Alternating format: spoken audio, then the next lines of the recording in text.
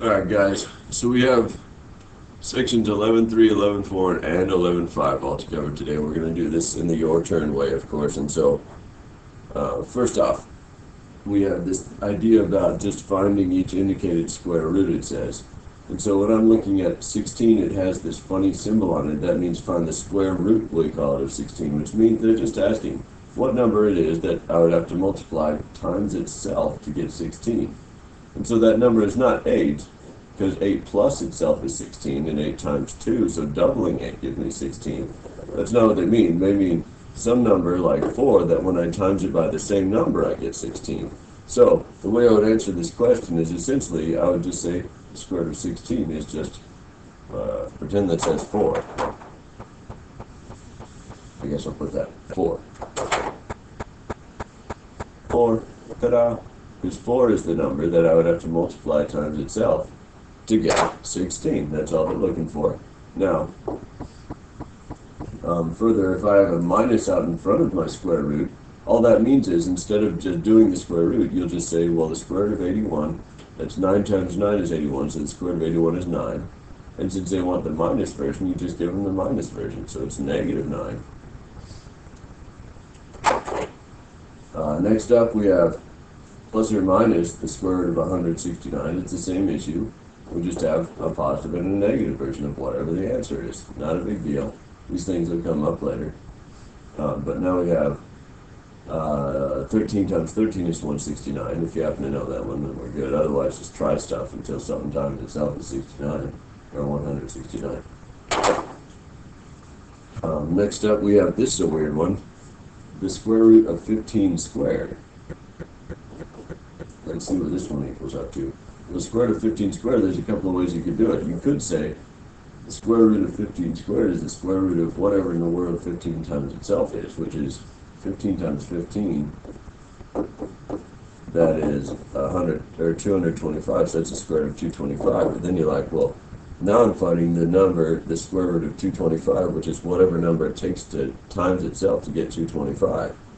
But as I just figured out, 15 is that number that it takes to get 225. So I would say the square root of 225 is 15. So this is a weird redundancy, and you can always do it this long way. But a lot of the time, what you might find out is that if you see something inside being squared and square rooted, the square part and the square root cancel out. So you're just left with the guy that was on the inside in the first place. This little square guy and the square root guy are opposite or inverse operations. They undo each other. So you're just left with the 15 itself, as you started out with.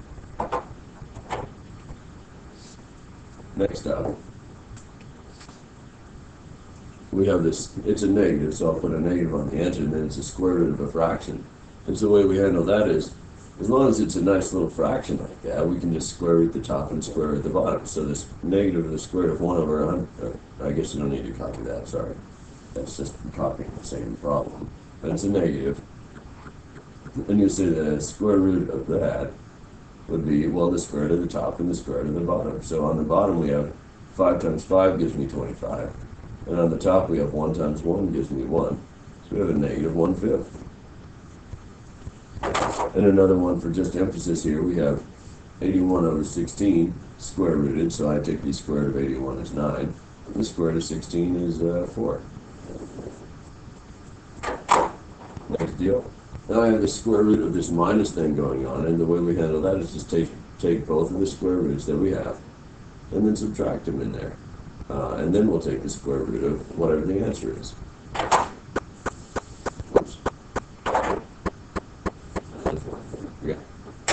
So check this out. Now we have the square root of whatever that goes on here, so I'll just do a big square root sign. Figure out 5 squared is 25, minus 4 squared, which is 16. And then I'll say, well, the square root is of whatever in the world number 25 minus 16 is, so I'll figure out what that is. So this is the square root of, figure out 25 minus 16, which is 9. And then I'll just say, well, now we're at the square root of 9, which is 3. Which is a slightly different situation than this. If I have two different square roots, then I just figure out each of them and then minus it. So let's figure, instead of here, I'd minus it and then I square root it. Now I'm going to square root this and square root that, and then I'll minus it. So then we'll say The square root of 5 squared, that's the square root of 25, which is just, I mean, you can write it out longhand, but as we said, these things cancel out, so it's just 5 anyway. So I guess I'll just cut 5, minus the square root of 4 squared, which is the 2 and the square root thing cancel out, so that's just 4, so this is the square root of 16, or just 4. Now I have just 5 minus 4, I already square rooted them both, and I'll just do 5 minus 4 is 1. So those are the same numbers, it's a 5 and a 4, squared both times. But because of the order in which we're doing things, we got to be careful, of course. If they're both under the square root, I'll figure out the numbers, then I'll minus them, and then we'll square root it. Over here, I do all the square rooting for each of them, because they're separate square roots, and then I just minus those two answers. Okay, last one. Hope you can see this at the bottom there. I'm going to go ahead and clean up a little bit of this. Okay. Last one. On my side here, we have 18 over 32 square rooted. What's weird about this one, I'm going to recopy it up here just in case you can't see it down there, like that one video that happened. 18 over 32 square rooted. Neither of those has a nice square root, and so we will get some tools to deal with that, but for right now I don't have that, and so what we can do is just say, well, if nothing else, I'll try and reduce the fraction, and hopefully it'll be able to square root after I reduce it to nicer numbers. So I can say, well, 2 goes into both. I'll divide them both by 2, you know, and so that'll give me a square root of a reduced version of that fraction. 18 over 32, 18 divided 2 is 9. That's looking good. 32 divided 2 is 16. So now I have the square root of 9 over 16.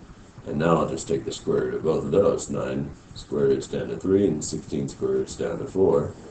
And we're as good as gold. I'm going to pause the video and take a break on my end, although it'll be instantaneous in your world. So what you got to do is actually pause the video and do the your turn thing and have me check it out, and then watch the rest. Okay, next up. Simplify each square root. So this is the same kind of thing, but now they're telling us to, I've underlined what it says simplify here. And that's asking us to do something a little bit different, because now that you look at the numbers that we're given, they don't have any good square roots. And so we have to figure out how to simplify them, because I can't just figure out, well, what's the square root of 75? It's not going to be a good number. So we have a way of just viewing them in terms of, well, at least I could figure out part of the square root, kind of, you know? And so the way that goes is this. If I took the number 75, I could think of 75 as being, 75 is 3 times 25, which is cool. But what's cool about that, I mean, we could just stare at it like I was just doing, but 3 times 25 is cool in that if I broke that into 2 different little square roots, the 25 part does have a square root, even though the 3 part doesn't. So what we can do is I'll just say, well, the square root of 3 I don't know, the square root of 25 I do know, that is 5, so I'll just call that part just 5. The square root of 25 is 5. So now I have the square root of 3 I don't know times the regular number 5, not square root of 5, just 5, because that is the square root of part of it. And so then the way we normally write these is anything that's a regular number part that's escaped the radical sign is what we call that square root symbol, that's escaped the square root sign. We just put that out on the left next to our square root 3, or radical 3. So this is called 5 radical 3. But the problem with that approach is I just happened to know that 3 times 25 is a good way to get to 75. What if I had broken it down differently? What if I had not noticed that and I said, well, 75 is 5 times 15. If I break it down that way, it's a problem. Don't clutter your paper with getting every step of what I'm about to do down. But look at this. I'll tell you when to start writing again. I mean, you can get to 5 times 15 if you want. But look at this. 5 times 15, nothing square roots there. It's not going to work. And so what we could do is this, though. Remember the thing where the squared and the square root cancel each other out? Check this out. What if I took the 15 and I split that down even further? Because 15 is 5 times 3, right? So I could say something like, well, this is the square root of 5 from there times another 5 times 3.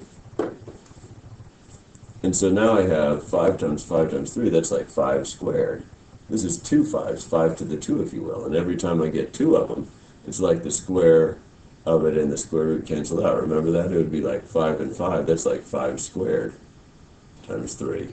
And every time I get a 5 squared, whoops, pretend I didn't do that. Every time I get a 5 squared, the square and the square root cancel each other out, at least for that part. So then I still have the 3 isn't going to do anything. It's still like square root 3. But the 5 is like, it has its little 2 canceling its square root part out. So now I have 5 times the square root of 3 again, and it works. And this is kind of like the technique I'm going to take you through, because it's hard to find perfect squares like 25 when you're looking at other weird numbers that you don't know.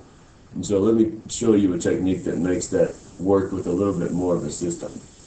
Nothing wrong with doing a 3 times 25 thing. You can keep that down. But do get this down also. Say I have my 75. We break it down, and we just say, matter of fact, we'll just do it like this. We'll say 75, I'll just draw a factor tree for it. 75 is nothing but 5 times 15, we'll say. And I circle the 5 because it's prime, it doesn't go any further. Anything that doesn't go any further, you circle it because we're going to use it. And then 15, I've got 3 times 5 for that, and both of those are prime, so they don't go any further. So then I rewrite my square root of 75 as square root of 2 5s and a 3. And just because of that same thing we said about the square and the square root canceling out or whatever, every time I see 2 of the same thing inside, I cancel them out and they become 1 inside. Or, I mean outside. They become 1 outside. And so then we are left with this, at 5 outside, with a 3 left inside. Every time I have a pair of the same factor, I just bring them out as 1. And this becomes a good system for us. So let's try the next one in that same way. Now I have 128. I'm going to factor tree that out best I can. First off, I notice that 2 goes into it because it's even. Half of 128 would be 64, so it's 2 times 64. If you notice that 64 square roots, you can skip to the end, but I recommend at least getting used to this technique. 64, most people know that is 8 times 8, so we'll go with that. Notice that I circled my 2. And then we keep going here. 8 is 4 times 2. Circle that 2. And this 4 skips into 2 and 2. Circle. And then 8 is again going to be 2 times 4. Circle it. And 2 times 2. Circle them. Go ahead and get all that jumped out. In the end, it ends up being just a bunch of 2s. Each 8 gives me 3 2s. There's 6 2s there, plus the 1 that from the beginning, so that's 7 2s overall, if we factor it right. So then we rewrite our square root of 28. Also, we call it radical 28 sometimes. Square root of 28 is going to be 2 times 2 times 2 times 2 times 2 times 2 times 2. 2, 3, 4, 5, 6. Yeah, 7 of them. And so, like we say, every time you get 2 of the same thing, it becomes 1 of them outside. So we do this. Here's 2, here's 2, here's 2. That's 3 pairs. So I go pair of 2s, that's a 2 outside. Pair of 2s times another 2 outside. Pair of 2s times another 2 outside. What's left inside? Just the 1 left over 2. So our answer for that one ends up being 2 times 2 times 2. That's 2 times 2 is 4, times 2 is 8. Square root of 2, or 8 radical 2. Sick. Next thing up. 220's running out of room here. We'll be okay. 220, assume it has a 0 on it, so 10 goes into it. That's 10 times 22. 10 splits into 5 times 2. And so that part is done. Circle both your 5 and your 2. And then 22 is 2 times 11. Those are both prime. Pretend like you can read my 11 and my 2. That looks really bad. But then we square root of that, and that's 2 times 5 times 2 times 11. And then again, I see 2 of the same factor popping up. We have a pair of 2s here, so I'll cancel out a pair of 2s. That becomes a 2 outside. And then the rest is not a pair, and so we just have, there's a 2. What's left on the inside is 5 times 11, which is 55. This is 2 times the square root of 55. Last one up. This one, 2 radical 12, radical 112 already has a square root, or it has a number outside the square root. So this is 2 times whatever the square root of 112 is. Not a big deal. We'll just try it, and so we'll remember that the 2 is out there. 112, half of that, if I do a 2, that would be 56. 56 splits into 7 times 8. And then 8 starts splitting out as 2 and 4 again, right? And then the 4 is 2 and 2.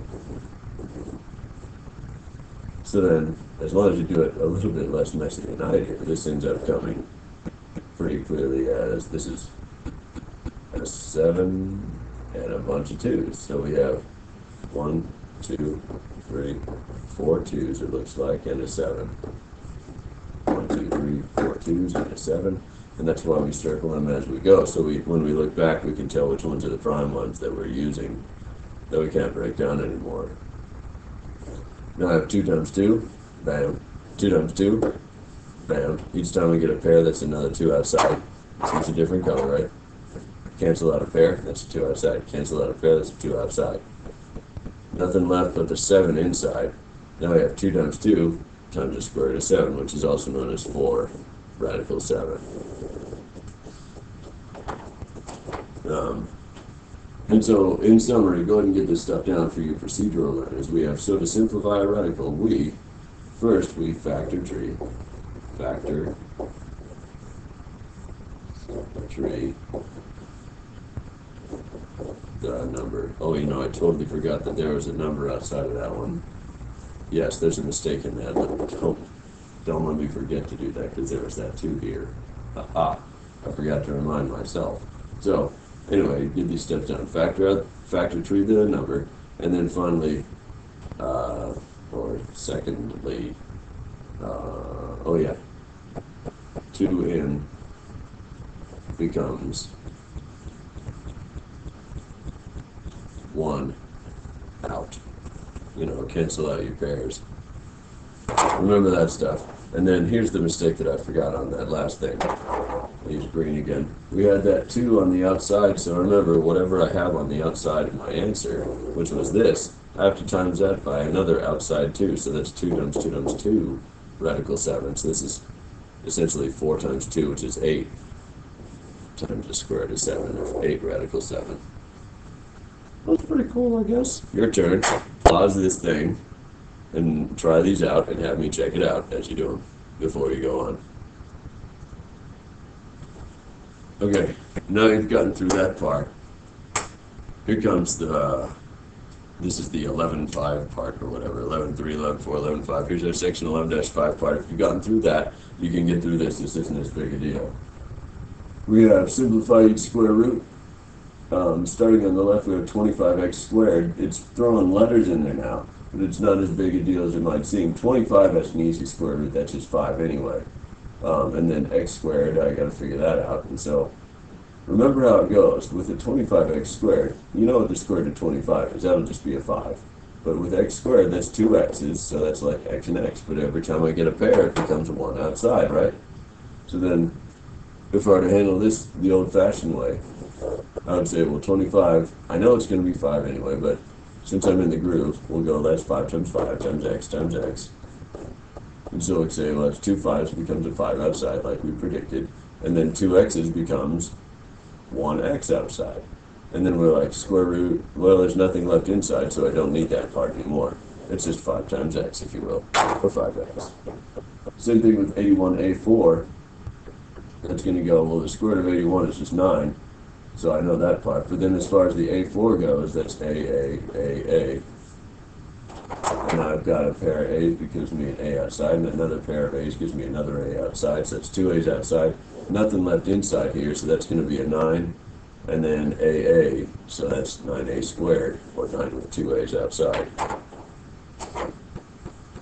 Next up, we have some that don't square root quite as well, and these ones you can't skip to just bringing the number out like I did with the 9.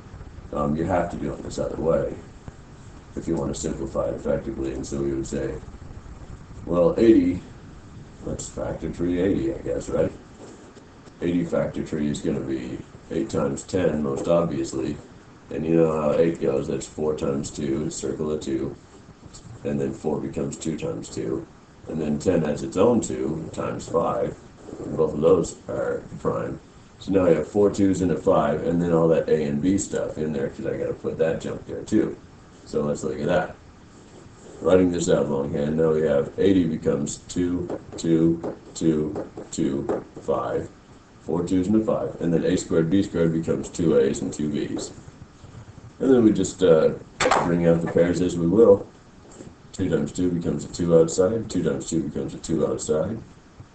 5 stays, he doesn't have a pair. I have a pair of A's, so that's an A outside, and a pair of B's, so that's a B outside. The only thing left is our 5 that didn't pair out.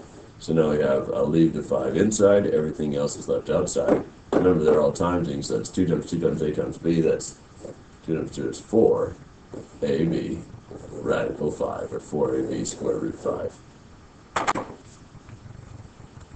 Fun thing, figure this out. Now we have a plus or minus on it, but you know how that goes. You just put a plus or minus on your answer.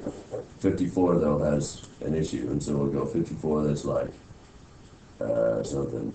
9 times 6, right? 9 is 3 times 3, 6 is 3 times 2. Now we got 3, 3, 3, 2, and then a bunch of x's and y's, so let's make that happen. Let's see here. 3 times 3 times 3 times 2, and then x2, y3, and then we do some canceling. Pair of 3's becomes a 3 outside. There's a 3 and a 2 left over, there's not a pair. Pair of x's becomes an x outside. And then a pair of y's becomes a y outside. Now we're left with this 3 and this 2 and this y, the extra y, because there was 3 of them, are all inside. So when we'll go inside, will be a 3 and a 2 and a y still. So then here we go, 3xy on the outside, 3xy. And then on the inside, 3 times 2 is 6 times y, or 6y. So we have 3xy times the square root of 6y. And that's about how these things simplify. And here comes your turn. Try those out. And then have me check them out, and you guys will be done. There's no bookwork for this lesson. It's all in the your turns. You guys are doing great, as usual. I don't have anything entertaining to say. Input.